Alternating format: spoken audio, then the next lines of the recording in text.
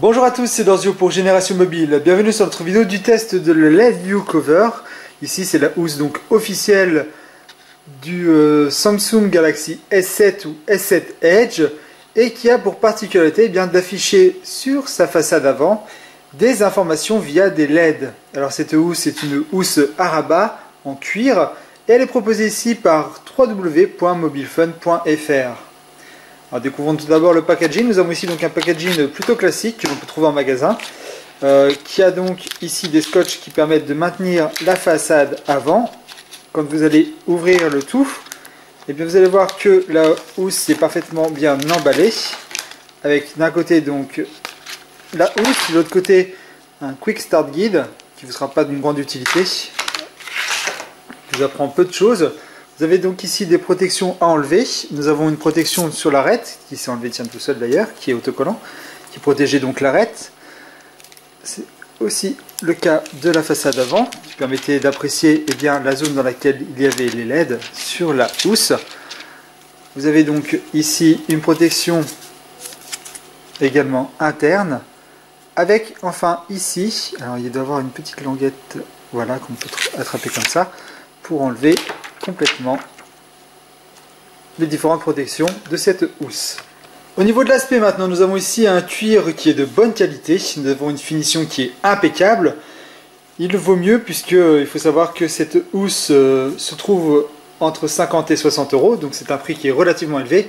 On a l'habitude avec Samsung, notamment lorsqu'il y a des petites particularités comme ici c'est le cas avec les LED. Alors ce qui est bien, c'est qu'on a ici un cuir qui est de très bonne qualité, qui est très bien travaillé, qui durera dans le temps puisque toutes les ouvertures, que ce soit sur la façade avant pour l'appareil photo ou encore sur les côtés, sont toutes protégées par un liseré de plastique qui est fort bienvenu puisque une fois traîné dans la poche ou à force de plier, eh bien on a l'habitude de voir un cuir qui se craquelle, qui s'effrite au fur et à mesure du temps. Ici, c'est déjà une gage de qualité par rapport à sa finition et qui devrait normalement durer dans le temps. Pour les personnes qui ont utilisé cette housse depuis pas mal de temps, donc pour le S7 ou S7 Edge, je vous invite à laisser des commentaires pour nous dire un petit peu si celle-ci dure plus ou moins longtemps. Moi ça fait 3 semaines que je l'ai et pour l'instant je veux dire qu'elle n'a pas bougé d'un poil, y compris au niveau des zones sensibles qui sont celles-ci, qui ne se sont pas du tout effritées. On peut voir donc qu'à l'intérieur nous avons ici un pourtour en plastique qui est collé sur un fond rigide, mais également pourvu de cuir. On a vraiment du cuir sur tout l'ensemble, ce qui est plutôt sympa.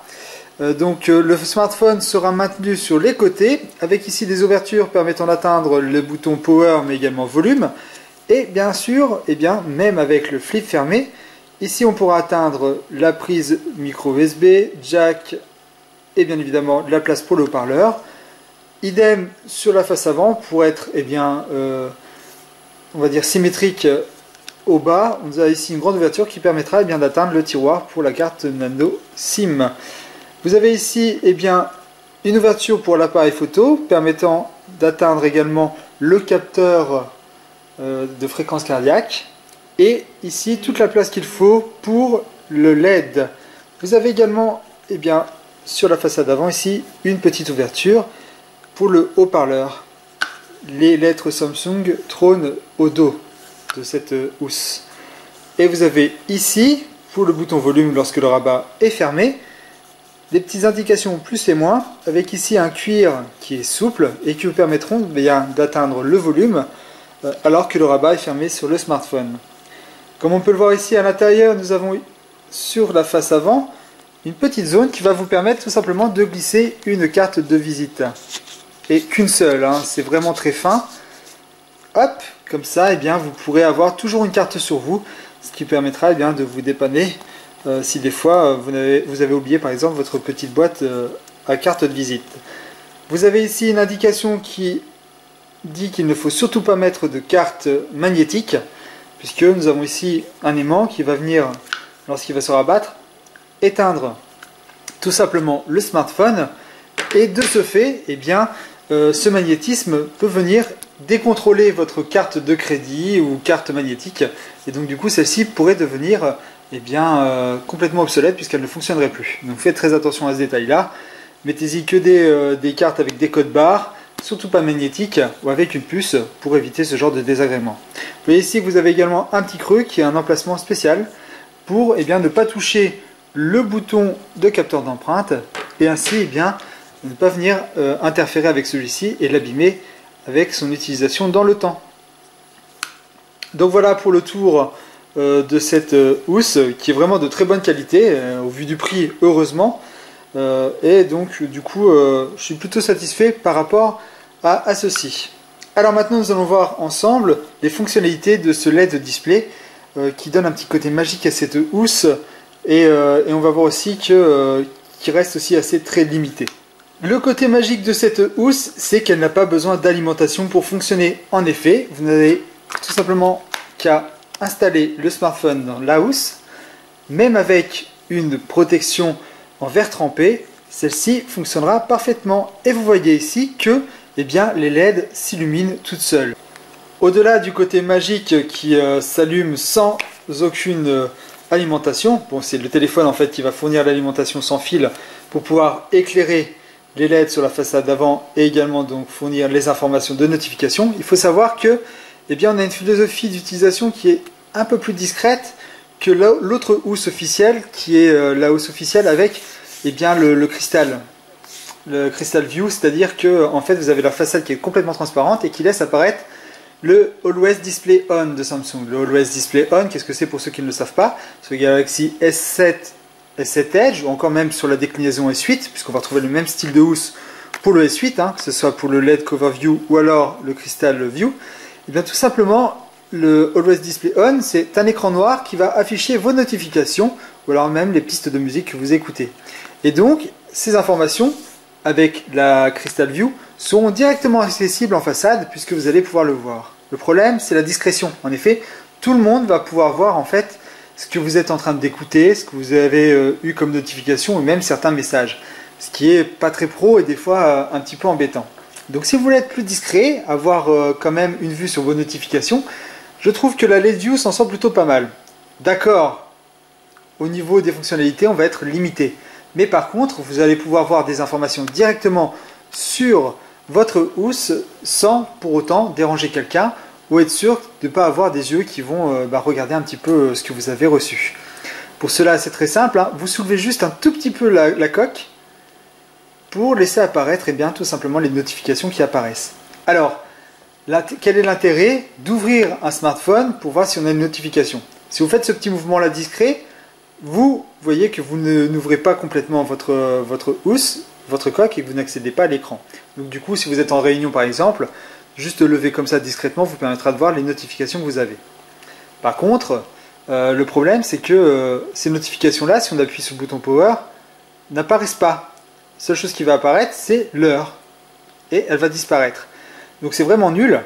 On peut pas dire que c'est vraiment bien, puisque on voudrait atteindre les notifications, mais également l'heure, lorsque l'on va appuyer sur un bouton. Sur le bouton Power, là, entre autres. Donc là, on a déjà un champ qui est très limité. En effet, il va falloir donc faire un mouvement de rabat si on veut voir nos notifications. Ce qui est plutôt gênant. Autre chose qui est plutôt intéressante, c'est que ce petit encadré là avec les LED est également tout simplement tactile. Vous allez donc pouvoir répondre à un appel sans avoir à ouvrir votre coque, juste en faisant glisser, ou alors refuser cet appel en glissant dans l'autre sens. Et pour gérer vos communications, vous allez pouvoir tout simplement intégrer une icône LED avec vos contacts. Alors, c'est très simple, vous allez aller dans Paramètres, et là, dans les paramètres, vous avez tout simplement Fonction avancée, Accessoires, et vous avez ici Icône d'appelant LED. Cliquez dessus, et vous voyez différents icônes qui apparaissent. Un homme, une femme, un garçon, bref, vous avez un petit peu de trucs fun et moins fun, quoi. Ce qui va vous permettre tout simplement de garder une certaine intimité avec vos numéros de téléphone perso. Quand vous allez recevoir un appel, par exemple, j'ai associé l'appareil téléphonique de ma maison avec l'icône baleine. Si je m'appelle, c'est une baleine qui va apparaître. Démonstration, je vais m'appeler. Et vous voyez donc ici l'icône baleine qui apparaît.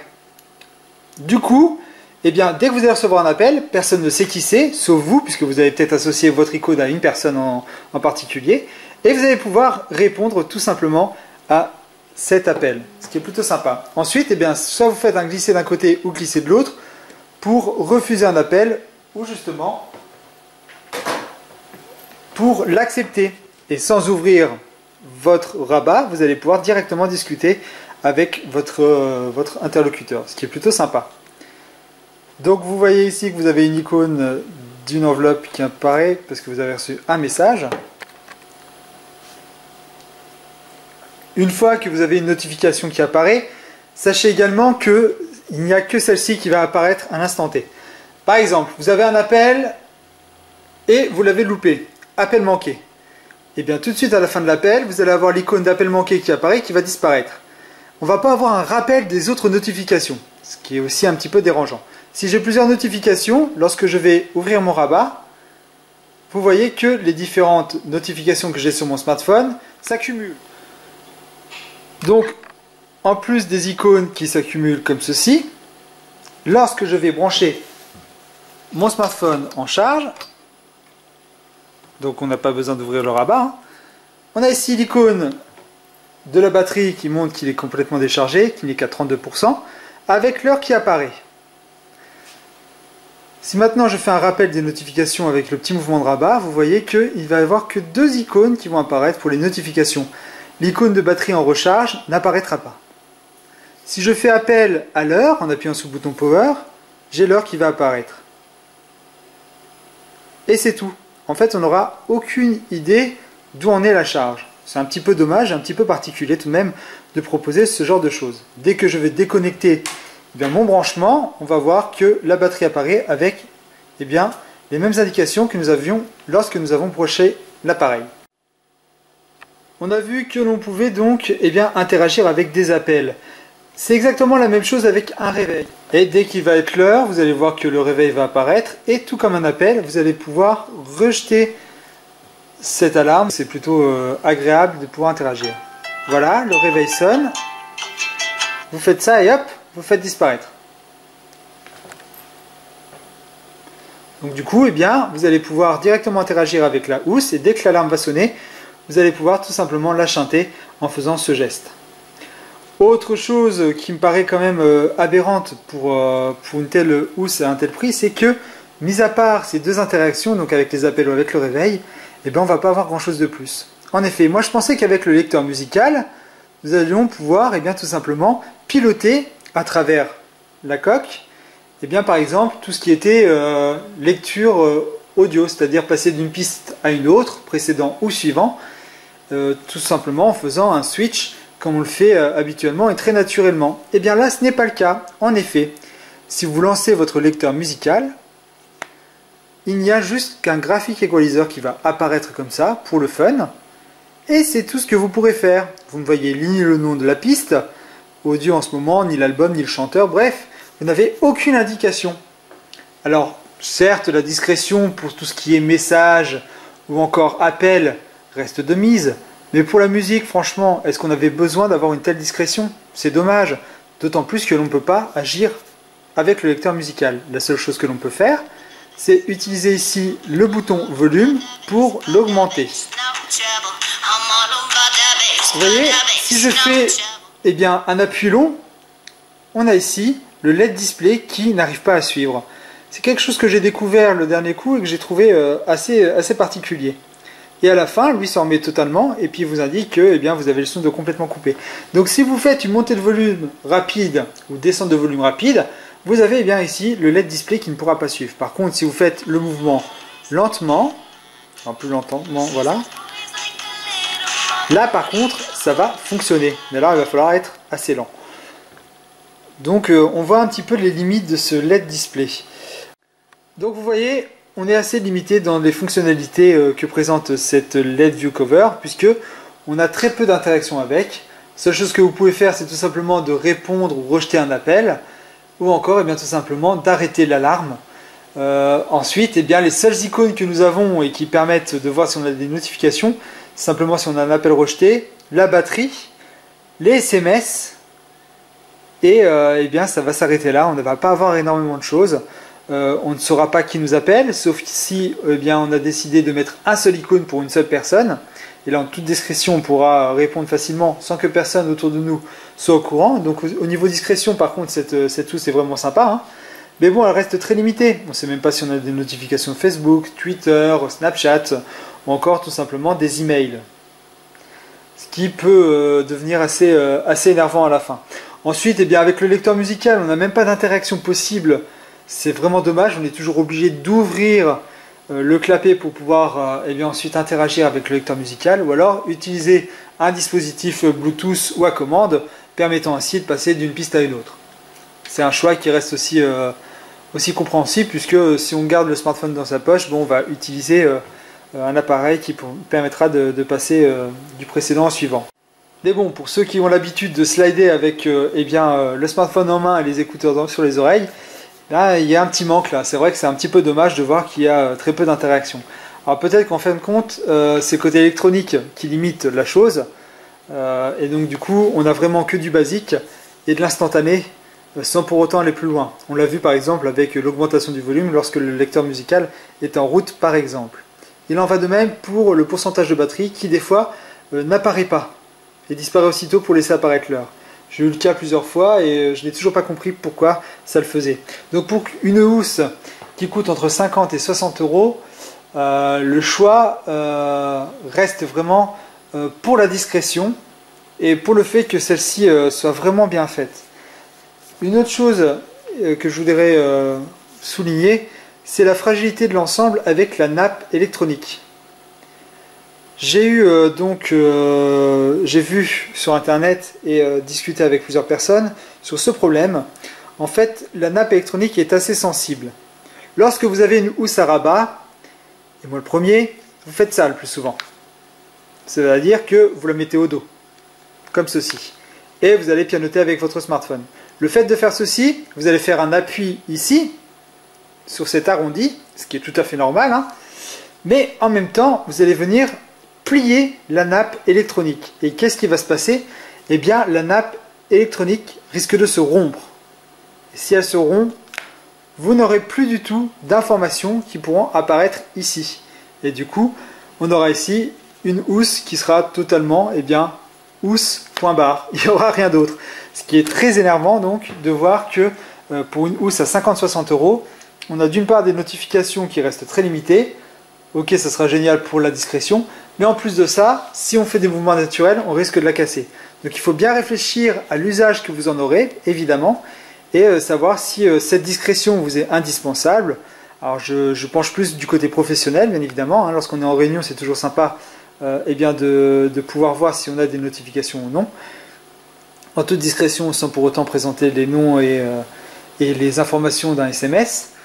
Et en même temps, bon, je suis assez partagé puisque si on vient à faire une utilisation comme bon nombre d'entre nous le font, avec les housses à rabat, on risque de la casser et donc du coup, c'est un petit peu dommage. Alors je ne sais pas si Samsung a réglé le problème en durcissant le côté ici pour la nappe, ou justement en changeant une nappe rigide par une nappe souple, je ne pense pas.